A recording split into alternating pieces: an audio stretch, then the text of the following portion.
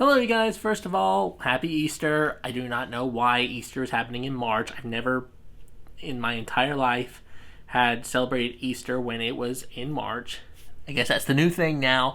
But the big thing to me about this day is that on March 31st, 1999, that was the day and the release of the movie The Matrix. No one can be told what the Matrix is.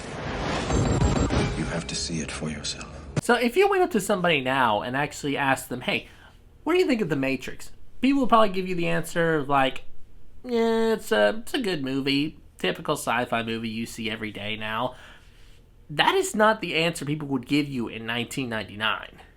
Because this movie was mind-blowing. You know what? Now that I think about it, mind-blowing really doesn't explain it. The Matrix was actually, seriously, a movie before its time. Probably one of the greatest movies of the 20th century at the end of the 20th century. Probably one of the greatest movies of the 90s at that.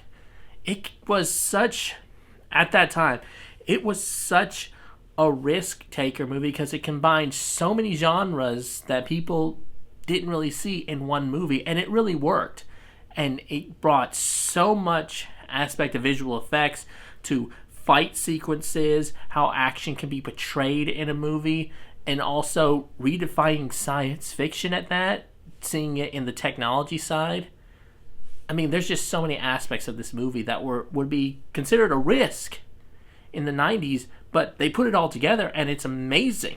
So the movie stars Keanu Reeves, like in his early career. This was the movie that, of course, we all know made him an international star. He plays the character, of course, named Thomas Anderson, that everyone calls him by while he is in the Matrix, as well as the agents call him that as well. And then at night, he becomes this hacker named Neo. He's just this normal guy, of course. And then he meets his savior and teacher, Morpheus, who gives him a choice to get out of the Matrix because he believes that he wants to know what the Matrix is, but he doesn't know that he's living in it.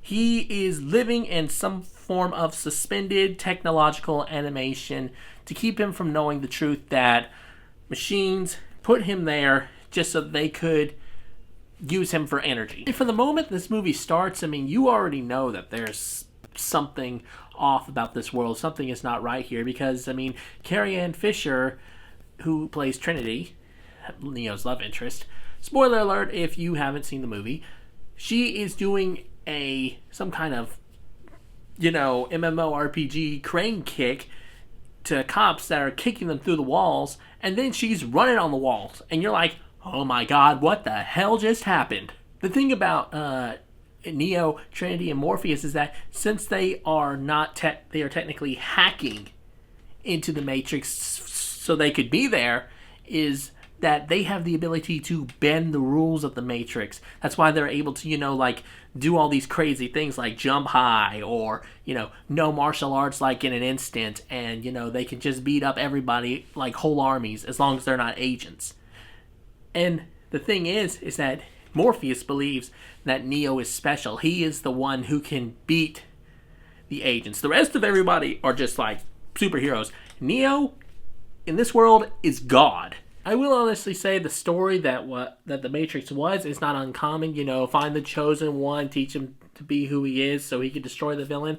That's something that's not uncommon. What really put this movie on the map, of course, were the action and fight sequences that we see. Even when you watch The Matrix now, still the action sequences are something that you would say like, oh, that's pretty cool. I mean, a lot better than some of the action sequences we see here. But if you saw them when this movie first came out, you would be saying like, Jesus, that was so cool. Oh my god, where did they come up with this stuff? Because these fight and action sequences, all I can say is that back then they were on a completely different level. No one had seen action choreography like this before. It's, without a doubt. I can't even think of a movie like in the 90s or before then where action was taken to the level that The Matrix took it. Let me give you an example. Probably the most amazing scene of The Matrix was, of course, the moment where we saw Neo dodge bullets for the first time. And, I mean, that was an incredible scene. They did the whole slow-mo effect. and him bending backwards, and you seeing the sound waves from the bullets just passing by him, and it's just like they're just inches away. It's just like the special effects and the action sequences, and even as the camera is spinning around Keanu Reeves, it's just like an amazing scene, an amazing camera work and editing being done there. I'm like, that is not an action scene that you see often, even now, and definitely wasn't an action scene yet back then. What completes this movie, of course, is a good villain, and boy, does it have a good villain. That would be Agent Smith, who is played by Hugo Weaving.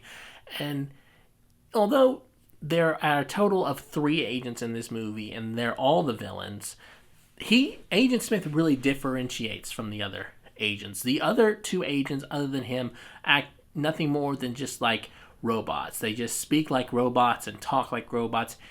Agent Smith has like a narcissistic, egotistical, sociopathic personality. I mean, in other words, if Neo is God in this movie, Agent Smith is Satan. That's just the best way to explain it, because of course the agents are all powerful beings, but like they run by their power is run by the rules of the Matrix, and what makes Neo so powerful is, of course, that he can probably break all those rules. Overall, even now, The Matrix is still an incredible movie. I mean, it's just, there's like no other movies like it. It was kind of like, okay, the way I describe it, it's pretty much like the Star Wars of the 90s. Even though Phantom Menace came out around this same time, Phantom Menace didn't hold a candle to The Matrix. Not even close. In my opinion, this movie redefined science fiction and what it could be. Kind of like how the first Star Wars redefined what science fiction could be of its time. But I mean, it just showed so many different aspects of what you can do fight sequence wise, action sequence wise, the different plots and philosophy points that can be used. I mean, The Matrix is just, there's just so much homage that is paid to it even now. And that is why I am saying that if you haven't seen The Matrix yet, it's definitely one that you should see, and definitely a franchise that you should watch.